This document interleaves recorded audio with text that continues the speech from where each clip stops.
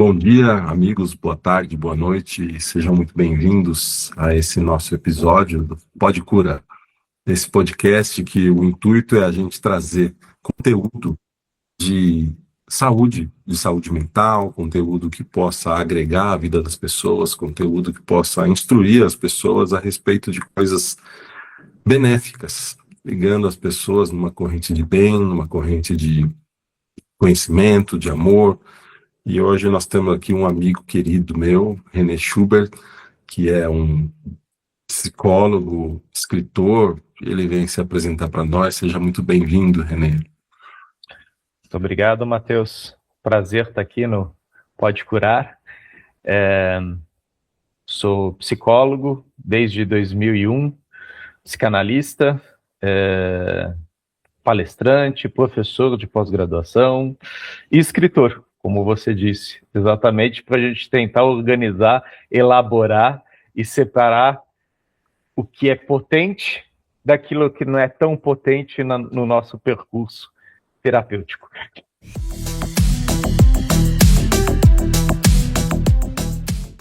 Legal. Fala aí, como é que você está vendo esse momento? O que você está vendo assim de importância da postura dos terapeutas para que a gente traga a verdade, né, para as pessoas, traga assim aquilo que realmente ajuda e os riscos que são inerentes a qualquer prática de relação humana, de desenvolvimento humano, né? Legal, vou pegar um exemplo que eu li ontem, Matheus. Era um post falando da popularização, no sentido negativo, da teoria de Carl Gustav Jung, né? Como você sabe, muitos de nossos colegas, estudamos Jung, e Jung, ele traz com muita profundidade, né, a questão da sombra, a questão do processo psicoterapêutico, da individuação. Então, realmente, você pega os livros do Jung, eles são muito profundos, ele, assim como outros profissionais, como Bert Hellinger, Sigmund Freud, Friedrich Nietzsche, ele tem frases curtas que te pegam assim, você fala, uau, né? E eu achei interessante que fala popularização não no sentido positivo, né? Porque, na verdade, ler Jung seria ótimo, né? Que a população como um todo tivesse acesso a isso. A gente sabe que a leitura, ela também é um processo de descoberta, autodescoberta e autodesenvolvimento. Então, tem livros que nos levam, né? E a gente volta diferente depois daquela leitura.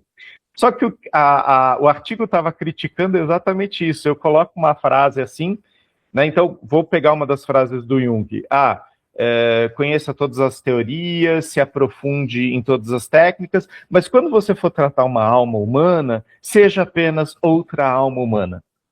Ok, dependendo de como isso é colocado, qual o fundo, né? E talvez o que a pessoa queira estimular com você, talvez isso seja uma frase muito bem colocada na mídia, Instagram, TikTok, Facebook, ou de repente vira pastel, vira uma coisa simples, um fast food, vamos dizer assim. Um fast food, em vez de um fast food, um fast knowledge. Rapidamente você digere aquilo lá e você se sente uma pessoa muito mais sábia do que o outro. Eu sei isso, o Matheus não sabe, eu sou melhor que o Matheus. Essa lógica é uma lógica muito comum nas mídias. Isso é falso. Isso não é real. E com certeza essa não era a postura de Carl Gustav Jung, né? Era um grande estudioso e tal, mas ele não saía pelas ruas da Suíça falando, eu sou melhor que vocês. Né?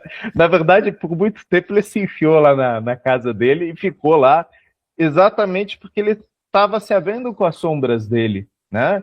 As sombras da vaidade, as sombras da arrogância, que infelizmente são bastante estimuladas na mídia. Qual que é o paralelo que eu quero fazer? Assim como nós temos profissionais extremamente cuidadosos e que prezam pela excelência no seu trabalho terapêutico, tem aqueles que transformam isso num produto de merchan, de marketing. E isso é perigoso, sim, porque a gente não sabe a pessoa do outro lado da tela como ela está processando isso, ou em que ponto isso tocou. Como você mesmo falou anteriormente, acho que numa outra conversa nossa, como abordagens podem curar ou retraumatizar. Esse é um excelente exemplo. Todas as técnicas que o René tem podem curar? Sim, elas podem levar a uma cura. Elas podem retraumatizar? Sim. Se eu não usar elas de maneira adequada, elas podem retraumatizar.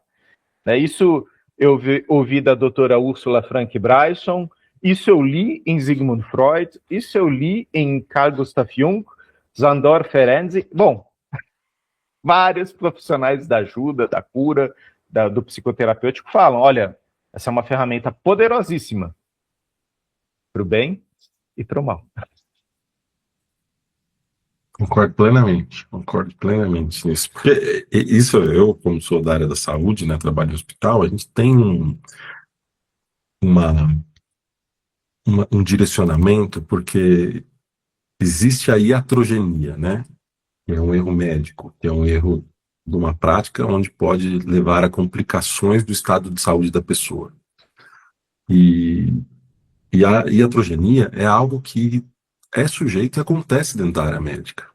Tá? Então, é um cuidado que a gente tem. Existe um estudo, é o mais próximo que eu conheço, de grande porte, da Universidade John Hopkins, em 2016, 10 anos já. E eles chegam a dizer que é uma das maiores causas de morte nos Estados Unidos é o erro médico. Então, eu acho assim que é uma coisa importante de se ter uma fala, de se ter informações a respeito e de divulgar isso, justamente para que as pessoas percebam o cuidado que o profissional precisa ter ao aplicar. Não é só aplicar a técnica, né? Não é, sabe como é que a pessoa vai receber? Precisa ter uma série de cuidados, e nisso eu acho que as ordens da ajuda do Bert Hellinger vieram muito, assim, são muito precisas nesse sentido, porque geram um certo cuidado e até segurança do profissional que as pratica, né? Então eu vejo assim que é um cuidado, a gente chama de retraumatização, mas tem, né, iatrogenia em todas as áreas. Tem isso, um erro que pode levar a uma piora do quadro é possível e é preciso entender de como é que o cliente está levando, como é que ele recebeu, né? Que às vezes, ao fazer uma constelação, a gente não procura tanto, né? Não tem essa postura, porque era uma coisa que o Bert mesmo não fazia, porque ele estava praticando as ordens da ajuda. Então, era com a pessoa. Mas eu, enquanto terapeuta, eu tenho certeza que a gente faz um follow-up, né? Como é que ficou? Como é que você tá, né? Como é Sim. que Que era uma coisa que a doutora Úrsula sempre falava, eu achava essa frase fantástica, né? Nós, como profissionais da ajuda, somos responsáveis como o cliente chega até nós, como ele fica junto conosco e como ele sai da terapêutica. Então não é aquela coisa, aplicou, aí você tá lindo, tchau. Não, não. Como que você tá? Né? E a gente sabe que às vezes o que a gente está vendo e o que o cliente pode comunicar, ó, pegou aqui, só que ele foi um pouco mais fundo. Né? E muitas vezes isso vem numa próxima consulta. Às vezes isso leva meses, né, Matheus? Pô, doutor, o senhor falou aquilo lá, a gente nem lembra. O senhor não sabe a revolução que foi. E aí a gente fica escutando e fala: caraca, nossa, né? Que transformação. E às vezes é aquela coisa, uma interpretação que a gente faz, ela não atua naquele momento. Ela assim, o sensor, né, da pessoa, o inconsciente da pessoa pegou, falou, opa, tá aqui. Só que às vezes precisa de outros elementos, até de ambiência, de contexto, para aquilo vir à tona de novo. E quando vem à tona, o cara, nossa, né, o insight, né? Putz, é o clique. né? Isso pode ser um clique muito positivo. Logicamente, a gente trabalha para que haja uma reverberação transformadora no sentido positivo para o cliente, mas pode ser também algo negativo, porque, novamente, o indivíduo ele está dentro de um contexto. Quando ele chega no nosso consultório, ele está num contexto protegido. Né? Então a gente fala, ó, Matheus, você pode falar o que você quiser, eu estou aqui, nada vai sair daqui, você está sob sigilo e tal. Só que aí ele sai do nosso consultório, ele sai de um ambiente de proteção, de sigilo, de cuidado, e ele vai voltar para o trabalho dele, ele vai voltar para o meio social, ele vai voltar para casa, onde existe assédio, onde existem excessos. E aí, às vezes, aquela interpretação que foi tão sutil no consultório, lá fora o cara fala, meu Deus, agora que eu abri os olhos eu não queria ter aberto. Agora eu estou vendo coisas que eu não queria ter visto, né? E aí, nesse sentido, o processo psicoterapêutico, né, o acompanhamento psicoterapêutico, ele traz uma certa blindagem, uma certa potência. Abordagens curtas, às vezes é importante a gente avisar o cliente, olha, deixe isso atuar, mas qualquer coisa eu estou aqui. É muito importante passar isso para o cliente. Quer dizer, para ele não. Putz, eu não posso mais ligar para o cara. Se eu ligar para o cara, eu vou pagar uma fortuna. Não! Né? A gente fez esse trabalho aqui. Acho importante. Eu falo isso para muitos clientes, tá, Matheus? Acho importante você seguir teu trabalho terapêutico, porque muitos dos que me procuram estão em trabalhos terapêuticos. E qualquer coisa, se você precisar, o seu terapeuta, seu médico precisar, entre em contato comigo. Total, já aconteceu isso comigo. Já aconteceu algumas vezes do psiquiatra vir falar comigo, do terapeuta falar comigo, do terapeuta me indicar, sabendo o que vai acontecer. E eu acho isso algo muito importante, porque a pessoa, esse acompanhamento terapêutico, ele vai dar uma estrutura, porque a gente não pode generalizar, né? Tem pessoas que elas vão lidar bem, mexe com ela, às vezes elas não vão tão profundo, mexe com elas dão um jeito de lidar ou esquecer. Agora tem pessoas que têm uma certa fragilidade, que a hora que ela entra dentro de um processo terapêutico profundo, ela tem a sensação que ela vai colapsar. Uhum. A pessoa pensa que vai colapsar, que ela não vai dar conta. E o que nós estamos fazendo é algo tão profundo que pode mexer com a saúde mental, com a sanidade da pessoa, com a lucidez da pessoa. Né? A gente sabe, existe a emergência espiritual, né? Às vezes a pessoa entra dentro de um processo que ela começa a abrir a visão dela, entender diversas coisas do mundo que ela não via antes, mas que eu falo assim, em alguns momentos a gente precisa se reduzir. Uhum. Como um humano normal e apesar de ver tudo aquilo, para dar tempo da gente elaborar o que a gente está processando de informação. Então eu acho isso assim muito importante de perceber como a pessoa está recebendo, porque tem pessoas que são mais sensíveis, tem pessoas que passaram por momentos difíceis e a chance dela encontrar um gatilho que vai fazer com que ela entre dentro daquele processo, né? Eu chamo de loop hipnótico, porque é como se ela entrasse dentro daquele gatilho do que ativou o trauma, do que aconteceu no trauma. Ela ativa a circuitaria cerebral de toda a reação traumática, como se fosse um transtorno de estresse pós-traumático, né? E a pessoa entra naquilo, e ela entra naquela enxurrada de emoções, aquele tipo de pensamento, e vai se fechando. Então, é bom ela ter um apoio até ela se sentir apoiada, que eu acho que esse também é um outro ponto a gente tocar, que é no sentido assim, que eu vejo que a terapia, até a população, não é uma muleta, né? Não é uma cadeira de rodas para uma pessoa. Ela é um instrumento de estruturação humana, onde a pessoa conta da vida por si só. Né? E eu atendo algumas pessoas que às vezes elas usam o recurso da constelação como tudo ela quer buscar. O que tem na constelação? O que é a constelação ou quer buscar numa terapia? E eu digo isso para as pessoas, eu estou te preparando para o mundo. Você precisa lidar com o mundo. Aqui você vai buscar dentro de você recursos para lidar com o mundo, né? O que você acha disso? Perfeito, perfeito. A gente usa, né, na psicoterapia o termo, né, escuta e acolhimento, né? Lógico, a gente sabe que também é um espaço de provocação, né? Mas a gente não vai provocar o indivíduo num nível que o descompense.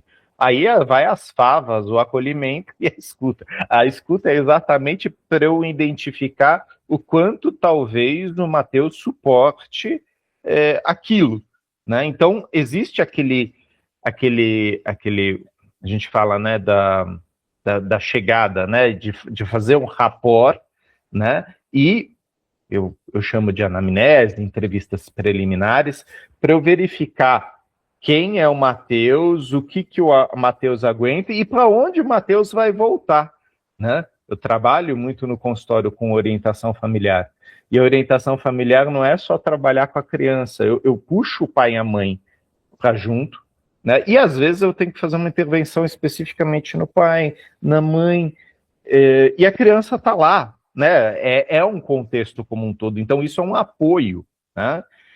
Será que aquela provocação não vai engatilhar algo ruim, né? Porque esse garoto, essa menina, ela vai voltar para casa com os pais. Aí de repente eu faço aquela interpretação, falo, nossa, arrasei. Tá, cara, você causou um estresse dentro daquele sistema que às vezes ele vai para uma casa onde tem um avô, uma avó, um tio, um tia. Então é perigoso. Exemplo, é muito comum aqui aparecerem crianças, eu faço uma avaliação e a gente percebe que tem um espectro autista. Uhum. E muitas dessas famílias são famílias que ainda não têm, né, aquilo que a gente chama, né, de psicoeducação, elas não conseguem fazer uma leitura daquilo. Ah, meu filho é retardado? Não, calma, né? Vamos entender o que significa isso. E muitas vezes eu falo, olha, eu não vou colocar isso no relatório, né? Eu vou colocar que ele precisa de acompanhamento, mas eu ainda não vou colocar essa hipótese diagnóstica, até porque eu quero que o psiquiatra também valide isso, o neurologista, mas também para não chegar em casa, falar para o vô, para a avó, para o tio, para a tia, soltar isso, e aí o que a família faz? Se fecha e deixa a criança fora, né? Ai, Renê, mas que coisa feia, isso acontece em todas as famílias, tá? Não estou falando especificamente de uma família baixa renda, né? Isso acontece em família de altíssima renda também. Ou seja, essa informação que para o doutor Mateus tem uma clareza, para o Renê tem uma clareza, nós que somos profissionais da saúde, para a grande parte da população, e às vezes para a escola, tem outra forma de uso. Então, eu não quero, às vezes, que aquela criança imediatamente seja taxada na escola. Ah, é um autista. Não, a gente tem vários níveis. A gente tem um espectro. E, dependendo da escola, tacar ele nessa coisa de autista, é um PCD, né? Até você entender o que significa o PCD, em que nível tá, pô, a criança, assim, você institucionalizou um bullying. Né? Quem fez o bullying? O René, né? Porque tacou aquilo lá no relatório. Quer dizer, isso é uma coisa que eu posso fazer como psicólogo, só que eu tenho que ter cuidado porque eu não sei em que ambiente isso vai e como isso vai ser lido. Então, se o meu relatório é para o Mateus, eu vou colocar, e talvez até vou ligar. Ó, tal, nesse sentido, é uma hipótese diagnóstica. O Mateus vai ler, mas assim, eu estou conversando com o profissional da saúde. Agora, o profissional da educação é diferente, a pessoa que é da creche é diferente, né? Eu não sei como essa informação vai circular. Eu preciso ter esse cuidado, né? O pai e a mãe, muitas vezes, eles precisam de meses para compreender aquilo lá. E, dependendo de como está o casal, essa informação pode fazer com que eles se separem. Ah, Renê, mas isso já estava aí antes. Tá, mas a gente não precisa ajudar. Então, vamos caminhar junto com esses pais. É só um exemplo, né, de como uma informação, que é uma informação correta, científica, tal, validada teoricamente, pode ser desastrosa se você não estudar aquele ambiente e andar com cuidado. Então, sim, apoio a partir da escuta e do acolhimento. Então, a provocação ela vai vir bem depois, né? Quando você percebe o quê? Agora eu posso fazer uma provocação. Agora eu posso testar abrir um pouco mais essa fronteira. A criança suporta, o pai suporta, a mãe suporta, a família suporta, a escola suporta, né? E tem vezes que a gente vai fazer intervenções do tipo: olha, pai, mãe, vamos dar uma olhada nessa escola, né? Não é que a escola seja ruim, mas talvez aquela pedagogia, aquela filosofia com aquela criança, a natureza daquela criança não está muito bom, né? Logicamente que a gente vai conversar com a escola primeiro, a gente vai ver se as adaptações são possíveis e tal, mas existe isso. Eu passei por isso na minha infância, né? Tem criança que não se adapta a certos tipos de pedagogia, né? E aí vira um problema, né? Apoia a gente olhar para isso? Sim, os pais precisam disso, eles pedem isso. Você pode olhar para isso, e às vezes a gente vai visitar a escola, a gente vai olhar para ele. Novamente, não é a culpa da escola, a gente não está demonizando isso, é aquela questão, é aquela criança, aquele sistema familiar, e aquela escola e aquele sistema filosófico, pedagógico, eles estão repelindo naquele momento. Então, talvez naquele momento seja melhor outra forma, né? Com certeza. E são conversas difíceis, são conversas que, né, você e eu, a gente estuda para poder passar isso, para dar esse apoio. Olha, eu estou falando com essa fundamentação aqui. É aquela coisa, né? O teu filho, de repente, vai fazer o vestibular, né? E por anos você deixou ele numa escola antroposófica, né? Ou numa escola Waldorf, né? Aí eu vou virar para você e vou falar: então, Matheus, pô, lindo, né? Eu gosto dessa filosofia. Só que assim, você quer que o cara entre na Universidade Federal de Brasília, quer que ele entre na USP. Vai ser talvez um cursinho. Só que aí, se ele for para um cursinho tipo poliedro, etapa e tal, é completamente diferente do Waldorf, né? E para o seu filho, aquilo lá vai ser uma coisa horrível, né? Novamente, não é que a coisa é ruim, mas assim, são formas diferentes de lidar com aquele assunto, né?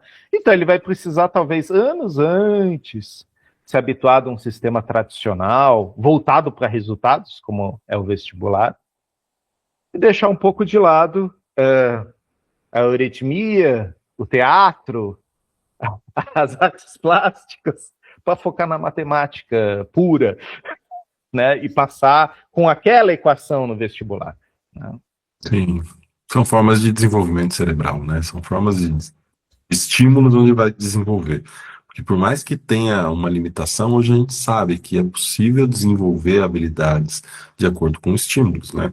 E aí depende muito da educação, depende muito do acompanhamento dos profissionais e depende muito dos pais, né? Porque coisas que eu acho que são mais interessantes nesse aspecto do Peter Spelter, nosso saudoso professor, que ele era bem assim forte e preciso nisso, que ele falava assim: nós precisamos ter cuidado com as caixinhas.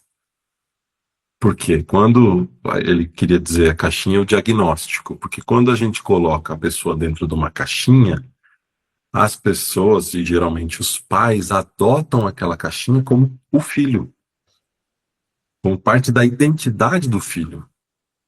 E não é necessariamente isso, né? E eu entendo disso acontecer com os pais, porque e geralmente com as mães, porque assim, ela identifica que o filho é diferente do que ela é. Ela identifica que o filho é diferente da família dela. Então ela fala: tem alguma coisa que aqui não está certa. Alguma coisa aqui que não está legal. Só que isso para uma mãe é muito difícil falar. Então ela precisa de alguém para dizer. E se ela encontra diretamente alguém que já dá o diagnóstico: ah, seu filho é isso, Uhum. ela vai se segurar e falar, entendi agora que meu filho tem. E ela vai procurar, e até pode gerar um viés de confirmação, ela vai olhar nas categorias, na classificação, tem isso, tem isso, tem isso, tem isso, tem isso, tem isso. E pronto, pôs na caixa. E eu vejo que o trabalho terapêutico, ele tem um papel de, peraí, ele pode ter isso, mas ele tem mais que isso. Uhum. Deixa isso para o médico, deixa isso para o psiquiatra, deixa isso para o neurologista, que eles têm as abordagens em forma de tratamento, mas a nossa forma aqui é capacitar uma mãe, capacitar um filho para viver, mais uma vez, né, no mundo, viver nesse mundo. Então eu vejo que esse cuidado com essa caixinha é uma forma de empoderar, de falar assim, ó, peraí, aqui nesse momento, vamos tirar ele disso. Vamos olhar só para o ser humano. Uhum. Aspectos que a gente precisa fortalecer seu filho, a gente precisa desenvolver. Por exemplo, tem uma pessoa que eu aprendi muito de hipnose, PNL, que é o Eduardo Rocha, aqui em Brasília. É um super professor, mestre de PNL e tal. E ele tem um filho autista não verbal. E ele disse que quando o filho dele foi diagnosticado, falaram, olha, ele não vai falar, não vai ter contato com vocês, não vai fazer... E aí ele seguiu o tratamento e ele foi fazer o curso de programação neurolinguística com o Richard Bandler nos Estados Unidos. E aí ele perguntou para o Richard Bandler, olha, tem um filho autista, o que você me recomenda que eu possa fazer? Aí o Richard Bandler falou assim, ocitocina, o melhor estímulo para o seu filho. Abrace, mantenha ele seguro, faça carinho, tenha contato físico e tal, e deu toda uma orientação para ele. Hoje em dia, ele fala disso, então, por isso que eu estou explicando. Hoje em dia ele fala, o filho dele fala frases completas, interage, entende? E ele fala disso, ele fala, olha, então é possível estimular. Eu acho que esse é o trabalho, né? E, mas eu quero falar também, René, se você puder, por favor, a respeito dessas pessoas que, por exemplo, estudam constelação, conhecem terapia e usam isso como uma fuga, sabe? Usam isso como, tipo, deixa eu ver aqui no campo, por exemplo, o pessoal que faz constelação na água, né? Não quero recriminar essas pessoas, mas os cuidados que a gente tem nesse sentido, sabe? Que aí a pessoa vai e coloca os papéis na água e fala, ela gera uma interpretação do que está acontecendo na vida dela baseada numa imagem que ela vê ali. Boa, boa. Eu vou para essa questão, eu só quero fazer um adendo ao que você falou, porque Sim, por você favor. trouxe o professor Peter Spelter, e eu lembro que o Peter Spelter ele falava daquela piada, né? De que tem um professor, tem um macaco, um peixe e um cachorro. E o professor fala, olha, a avaliação de vocês é simples. Quem subir primeiro na árvore ganha. E é exatamente isso, quer dizer, Exatamente isso. cada um deles tem uma habilidade, né? E se você julgar o peixe pela capacidade dele de subir a árvore, você vai dizer o peixe é retardado. Gente, a natureza do peixe não é essa. Né? Então, por mais que a gente fale, isso é óbvio, a gente tem que ver se a linguagem está adequada. E aí esse exemplo que você deu da PNL, da criança com espectro, é fantástico. Porque nós sabemos, quando a gente trabalha com pessoas especiais, eu continuo usando esse termo, crianças especiais, na verdade qual é a tua capacidade de adequar a sua linguagem à dela, desta criança. E muitas vezes você fica naquele lugar, não, eu sou psicólogo, e esta criança tem essa limitação.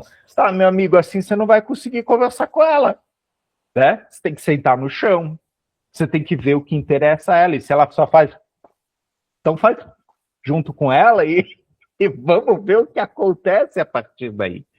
Se não, fica esquisito, né? A criança ela não consegue, né? Porque para ela o mundo já é assim, né? Então temos que adequar a linguagem. E tem um profissional no YouTube que eu acho fantástico, eu não lembro o nome dele, mas ele é um neurologista que ele lida com os casos mais difíceis, né, de síndrome. E a questão dele é a linguagem. Ele fala, eu tenho que chegar numa linguagem que aquela criança interaja comigo. Então, ele usa o não verbal, ele usa as mãos, ele usa objetos, ele usa o encostar o corpo. E o nosso professor, o Peter, ele tinha isso, né? Ele provocava a pessoa com a linguagem não só verbal, mas a não verbal, o ato, né? Porque vamos ver o que vem daí. E aí eu vou para a sua pergunta agora, ou a sua provocação, né? O nosso professor, ele tinha toda uma base filosófica. E a filosofia, ela não fecha as coisas, né? Então, ele falava muito de Spinoza, de Immanuel Kant, se lembrar de algum outro, Fichte, ele vivia falando de Fichte, ainda não fui estudar esse cara, mas ele mencionava... Porque ele não fechava, ele provocava. Quer dizer, a pessoa estava lá, ela estava buscando algo, e muitas vezes ele falava, eu não posso te dar isso aí, não. Quer dizer, primeiro ele deixava bem claro, né, onde a gente vai, né? Eu vou fazer a constelação com o Mateus porque eu quero ser rico. Gente, sério, né? É como se o Mateus tivesse isso. Talvez o Mateus aponte alguma coisa nas minhas crenças limitantes de escassez que eu possa trabalhar, mas ele não vai me fazer ficar rico, né? Então a constelação não funciona para isso. Eu não sei se é a constelação ou se é a pessoa que a procura, né? E aí é muito importante que o profissional, o facilitador, deixe claro, olha, essa técnica aqui não é um gênio na lâmpada, né? Algumas coisas a gente pode juntos, né? Tanto que o Hellinger usava essa palavra, né? Acompanhar, eu acompanho, né? E a gente vai até onde o cliente também pode ir. E às vezes acontece da pessoa falar, você não quer ir para lá, então tudo bem, a gente não vai.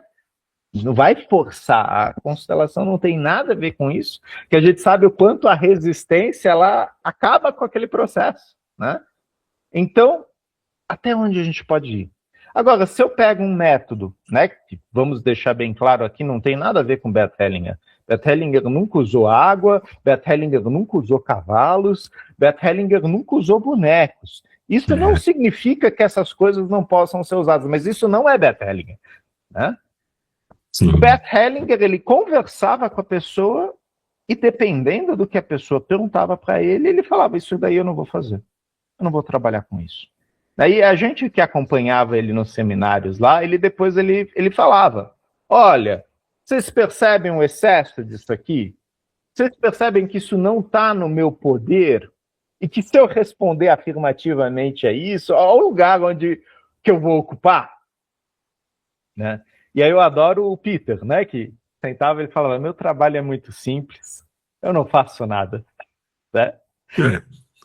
Este poder, e recentemente a Tsuyuko falou isso num seminário, esta capacidade de não fazer nada, você tem que treinar muito, você tem que meditar muito, você tem que se internalizar muito, né, de permitir que do outro lado venha algo, e que o cliente se responsabilize, esse algo é meu. Olha, parte do tratamento terapêutico já está acontecendo. O cliente está falando, isso é meu. E muitas vezes o Beto fazia esse convite. Agora podemos olhar no campo. Você quer olhar no campo? Ele convidava, né? Ele não falava, não, você vai olhar. Não, não. Você quer olhar isso no campo? Podemos olhar. Então é muito interessante que, assim, nas primeiras vezes que a gente ia para lá, parecia uma coisa óbvia, né? Banal. Não era, tinha um cálculo lá. Tinha uma coisa muito precisa acontecendo, né? E o Hellinger não ia direto para a constelação, às vezes ele fazia uns exercícios, ele fazia uma meditação, às vezes ele chegava para a pessoa, vai sentar, amanhã volta. Ele tinha várias técnicas, né? E aí entra a questão da PNL, por exemplo, ou da análise transacional, que, assim, às vezes a forma como eu coloco ainda não está pronta, precisa de algo, de uma maturação. Às vezes essa maturação é no dia seguinte, às vezes é anos depois, E eu lembro do professor João Weser falando, né? Das vezes que ele tentou ir lá na frente, o Hellinger, né? Não, não, não. De repente, quando ele já estava quase desistindo, no intervalo, o Hellinger faz assim e faz, vem cá, e conversou com ele e tal. Mas era aquela coisa, tem uma questão de timing. E sim, o Hellinger sabia ler a gente muito bem. Aí quando a gente sentava do lado dele, a gente percebia que o cara já tinha ido e voltado algumas vezes, né? E aí ele observava o nosso corpo, ele observava a nossa respiração, né? Tudo isso que a gente vai estudando na PNL, na hipnose, no MDR, na psicanálise. Quer dizer, a leitura que a gente faz do cliente, a escuta que a gente faz do cliente é em vários aspectos. E de repente eu falo uma coisa, eu percebo uma aceleração cardíaca no cliente. Ele fecha os olhos, ele começa a piscar, ele começa a mexer as mãos, opa, estamos num lugar que para o cliente é desconfortável. Sigo mais um pouco e às vezes eu vou perguntar para o cliente, como que você está? Respira, vamos mais um pouco. O tempo todo eu preciso fazer esse biofeedback, né? Quer dizer, como que eu estou junto com o outro? Se não, de repente a gente vai para um lugar muito difícil para ele. E ele vai virar e vai falar, eu não quero voltar com esse terapeuta, com esse psicólogo. Só que, como que ele vai sair do consultório? Né? E às vezes ele sai com essa mácula. Né? Então, um profissional que age de uma maneira inadequada pode impedir que aquele cliente procure outro profissional até, outro psicólogo, outro médico. Eu não quero mais, isso doeu muito, foi terrível. E os nossos clientes têm traumas. E eles têm perpetradores. Às vezes a gente vai ser colocado nesse lugar. Mais um perpetrador. É um cuidado que eu tenho tido há alguns anos já, de perceber isso na pessoa e ter um respeito, né? Ter um respeito pela história dela, ter um respeito pelo que aconteceu e um cuidado na hora de falar justamente para isso, para perceber como ela vai receber. Porque, vamos lá, é uma pessoa que passou por uma situação onde ela é uma vítima de algo difícil. Eu não posso simplesmente apontar isso como se ela fosse culpada por ser o que ela passou, por estar como vítima no lugar da pessoa. Agora, como auxiliar, eu falo para a pessoa, olha, isso te colocou no lugar de vítima. Uhum. Uhum. E aí você vai ficar ligada a quem te causou isso. Uhum. Se você quer se manter assim ou se você quer sair disso. Então eu posso te auxiliar a sair disso, mas a decisão é sua. E, geralmente, quando eu falo isso, eu sinto que a pessoa recebe de uma forma melhor do que eu apontar. Você é uma vítima. Você não quer sair do lugar. Você não, entendeu? Eu falo isso assim, e depende, né? É aquilo que você falou. Tem momentos onde a gente usa uma provocação, onde a gente mexe com a pessoa. Eu falo assim, são momentos quiropráticos da terapia. Tem movimentos que a gente precisa dar uma estralada na consciência da pessoa para ela perceber que não tá legal onde ela tá. Ela tá andando torta e achando que o mundo tá torto. Uhum. Uhum. Estralada na consciência da pessoa, ela olha e fala, o mundo é assim. Uhum. Então, tem esses movimentos, mas tem um jeito que eu antes vou fazendo com cuidado para que a pessoa realmente ela sinta assim, peraí, eu posso sair daqui, como é que eu faço para sair daqui? E aí a gente vai adicionando recursos para a pessoa, vai trabalhando ali com algo que seja essencial para que a pessoa se perceba naquele movimento que ela, ou que ela veja um caminho onde ela só viu um lugar. Ela vê um caminho onde ela pode começar a trilhar e descobrir. Então, eu achei isso muito interessante que você falou. E ainda nessa questão da fuga, né, que você bem pontuou, você, assim como eu, é um terapeuta, integrativo, né? Você tem ferramentas e você integra elas no seu saber de acordo com o cliente. Se eu transformar o meu fazer clínico em algo material, se eu tornar isso uma tendência materialista, do tipo, Mateus, eu trago seu amor de volta em 3 dias. Mateus, eu vou fazer você ficar rico, né? Essa materialização, ela não tem a ver com as técnicas que eu ofereço, né? Então, por exemplo, a psicologia, como ciência, ela busca soluções. Ela oferece soluções, e as escolas da psicologia oferecem soluções, né? A psicanálise, ela, apesar de ser uma metodologia, ela oferece reflexões, internalizações, ela não vai te dar nada pronto, né? A filosofia, da mesma forma.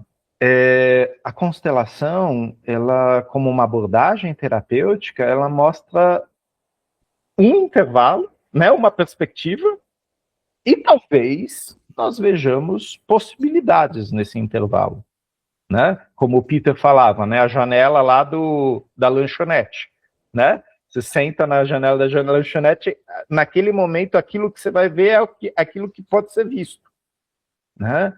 E é isso, é uma janela. O cliente traz os ingredientes daquela janela. E é o cliente que vai levar eles de volta para casa, né? Então, nós, como facilitadores, nós vamos... você viu isso aqui? Você viu isso aqui? E, na maioria das vezes, a gente aponta coisas que não só o cliente está vendo, todos os representantes conseguem ver a mesma coisa. Então, é aquela coisa, eu não tiro coelho da cartola.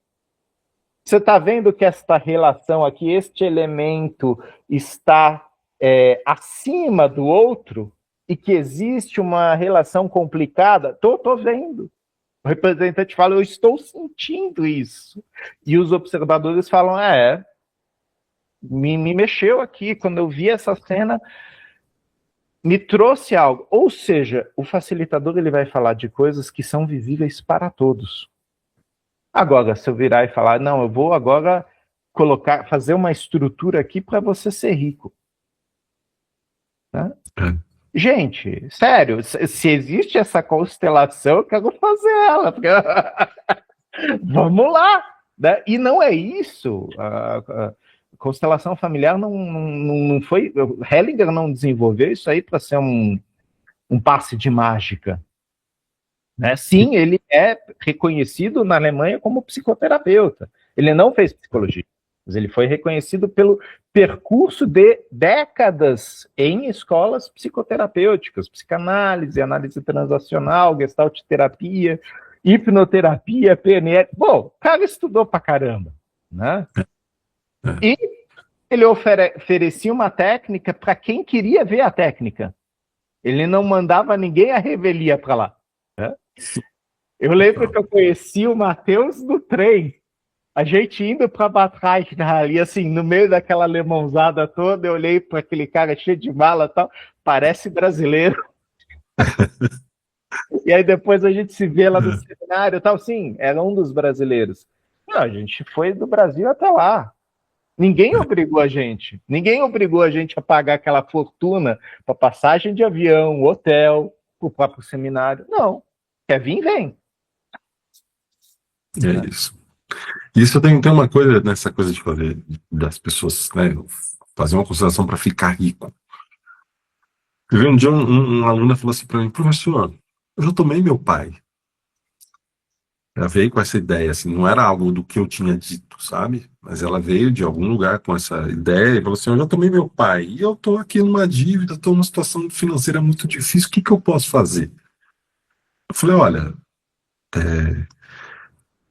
às vezes não se trata da sua relação com seu pai, geral, assim, diretamente. Você está bem com seu pai, está bem com seu pai. Isso é uma coisa assim que é preciso ter muito cuidado, porque é natural pela nossa educação gerar um pensamento mecanicista e gerar um pensamento de culpa. Se eu não estou bem nessa área, por que isso aconteceu? O que aconteceu aqui na minha história? A pessoa gera uma visão narrativa da própria história e aí gera culpa. Eu não estou bem com meu pai, então eu estou pobre. Não, não é isso, necessariamente. O que a gente percebe através da abordagem da constelação é que, muitas vezes, a pessoa que tem um problema com riqueza, ela tem também um problema com o pai. E, às vezes, ela projeta esse problema com o pai em relação à própria riqueza. É isso que acontece. Mas não é com todos os casos, não é com todas as pessoas. Eu disse para ela, falei, olha, no seu caso, talvez a sua situação não seja a sua relação com seu pai. Talvez seja você estudar. Você estuda investimento, você estuda como lidar com o dinheiro, você estuda, você tem que se capacitar nessas outras áreas. Então, eu acho isso que você está dizendo uma coisa muito legal, porque muitas vezes não se trata da culpa, ou da relação com o pai, ou da relação com a mãe, ou da história. Se trata daqui para frente. O que que você precisa estudar, conhecer para você se tornar aquilo que você quer ser? Né? Quer ser rico? Então bora lá estudar negócios. Tem um monte de gente aí estudando empreendedorismo e tal, né? O que que você acha disso? É, não é porque você sobe num cavalo que você necessariamente vai ser um cowboy, né, Matheus? E é aquela coisa, talvez você vai comprar um cavalo puro sangue, você vai deixar ele numa baia bonita lá na hípica e você vai ter um professor de hipismo legal, mas isso não vai te tornar um cowboy. Porque talvez nem é para você ser um cowboy. Então, também tem isso, né? Você não pode tudo. E o que é ser rico, né? O que é ser bem-sucedido? Né? A pergunta é anterior, né? Ah, eu quero ter Boa. dinheiro. Quanto dinheiro? Né? Quanto você quer ter? E da onde veio esse número? Foi alguém que te disse esse número? Esse número é seu? É uma expectativa da sua família? Né? E aí a gente entra um pouco na questão da psicanálise, quer dizer, vamos fazer uma desconstrução disso? Quem construiu isso aí na tua cabeça? Né? E por que Boa. você acha que a tua vida vai ser melhor depois que você tiver isso? Ah, porque me falaram que era para eu fazer faculdade, para eu casar, ter uma casa amarela e um cachorro. E aí eu ia ser feliz. Né? A gente vê naquele filme Duas Vidas exatamente isso. Né? O menino vira pro adulto e fala, pô, mas eu não tenho um carro, eu não tenho uma picape, eu não tenho cachorro, eu não sou casado, eu sou um fracasso. Né? E o outro falando, como assim fracasso? Eu sou um cara rico. Mas assim, são expectativas diferentes, lugares diferentes. Né? Da onde a pessoa tirou? Se eu tomar meu pai, eu vou ser rico. Tá, talvez você seja rico em saúde, talvez você seja rico em relacionamentos. Ah, Renê, não, eu estou falando de valor físico. Tá, você trabalha com o quê? Né? Porque se você for professor no Brasil, você não vai ser rico, desculpa. Existem limitações das áreas. Eu não estou falando mal do professor. Realidades, né? Que é a mesma realidade do Matheus como médico e o Renê como psicólogo. Existem tetos. Ah, podemos furar esses tetos? Sim, se você estiver disposto a fazer coisas para isso. Você assume a responsabilidade de outras coisas, né? Como, por exemplo, chego para o Matheus e falo, pô, Matheus, a gente foi lá para a Profem, né? 3.000 pessoas Sim. assistindo. Ah, você sustenta? O Matheus sustentou, eu sustentei. Mas será que a gente conseguiria fazer isso toda semana? Juntar 3.000 pessoas? Porque aquilo lá, quem juntou foi outra pessoa, não foi a gente. A gente foi apenas como palestrante. Mas e aí? Você conseguir juntar essas pessoas, você direcionar essas pessoas, entreter essas pessoas, aqui nem a Ivete Sangalo aqui em São Paulo, não, Ibirapuera lotado, tal, quer dizer, o poder que uma pessoa tem de fazer e de manter isso, de sustentar isso não é para qualquer um, sinto muito. Não é, realmente. Bora lá, Renê. Então, você tem o seu horário, né? Passaria aqui horas conversando contigo, que sempre é um aprendizado, viu? Uma alegria, uma satisfação. Diz aí suas considerações finais, o que que você vê, o que que você vê para o futuro, assim, o que que o tempo urge da gente investir na necessidade até de, vamos dizer assim, trazer mais informação consistente para as pessoas. O que que você pensa a respeito disso? Eu vou falar de algumas notícias que saíram recentemente, que você deve ter lido, da epidemia de solidão na nossa sociedade. Isso não é Brasil, isso é mundo. Sim. Depois da pandemia, a gente teve um grande curto-circuito no sistema educacional e até de gestão, né? E na época, alguns profissionais na ONU falaram seria fundamental ter relações humanas, trocas, jogos, gincanas, porque a gente ficou muito tempo enfiado na tela. E aí a minha consideração vai em relação à tela, né? Você, eu, lógico, a gente tá a par do Gemini, do ChatGPT, a gente usa, né? Eu pesquiso sim com o ChatGPT, é maravilhoso. Só que assim, cada vez mais eu percebo que as pessoas estão carentes de relações, de trocas, né? Pô, legal, eu tô aqui com o Matheus na tela, a gente está conversando, mas e aquele papo que a gente teve lá em Niterói, no mar, olhando a skyline lá? Pô, cara, aquilo foi de outro mundo, né? Cedinho, agora 8 da manhã, a praia era só nossa, né? É aquela coisa, precisamos de momentos de encontro, de estar junto. Existe outro clique quando isso acontece. E eu percebo, e clientes meus me falam, pô, a gente faz online e tal, mas agora a gente está aqui, é bem melhor, tal. Lógico, o online ele facilita por causa do trânsito de São Paulo, porque a pessoa está em outro estado, tal. A gente não está criticando isso. Mas a importância do encontro e o que o Matheus estuda e o que eu estudo são formas de tornar esse encontro poderoso. São ferramentas, seja PNL, seja MDR, seja psicanálise, seja constelação, para que esse encontro traga algo para os participantes, para aquela pessoa que esteja lá. Que ela saia com, que a Úrsula falava, que seja uma coisa nova, um tiquinho novo, mas que a pessoa fala, putz, isso eu aprendi. E isso no encontro é totalmente diferente, né?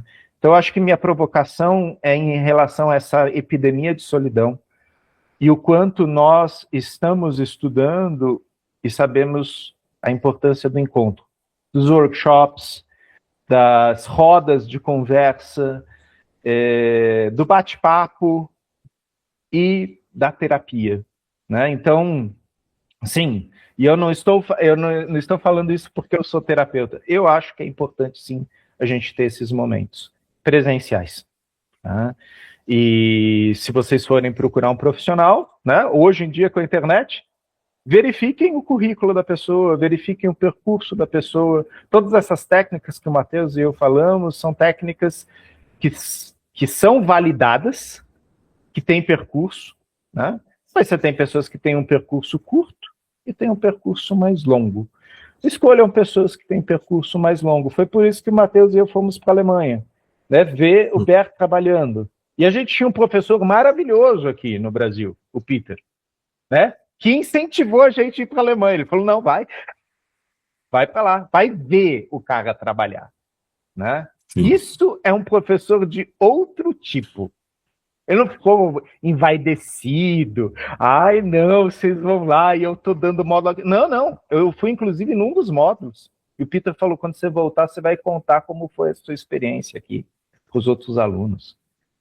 É isso, é o encontro, é você ir atrás de onde está a potência da técnica para poder levá-la para além. Legal. Muito grato, né? Muito grato. Vamos combinar outros aí. Sempre bom conversar, sempre que você tiver um tempinho. Acho que vale a pena e cada conversa contigo a gente traz conteúdo de qualidade para as pessoas. Eu acho que isso é fundamental. As pessoas estão carentes disso, sabe? E a gente traz provocações e reflexões que vão fazer, pelo menos, as pessoas se questionarem a respeito daquilo que elas estão praticando. Acho que é válido porque é uma coisa que nós fazemos isso, né? Esse questionamento a respeito da própria prática, né? Eu falo assim que se depender da minha crença naquilo que eu estudo, se depender da minha crença na constelação, eu não faço, porque eu acho que aí o que está trabalhando é a crença e não só o trabalho em todo. Então tem muito mais além disso e eu acho que eu tenho que ir além das minhas crenças para conhecer o que é realidade, o que é verdade. Venha sempre, vamos conversar. Viu? Obrigado pelo convite. Foi ótimo estar aqui com você, aprofundar, relembrar nomes, né? E trazer para perto. É uma alegria. Muito grato. Até mais, até breve. Falamos. Um abraço. Tchau, tchau. Tudo de Tchau, bom, tchau. Matheus.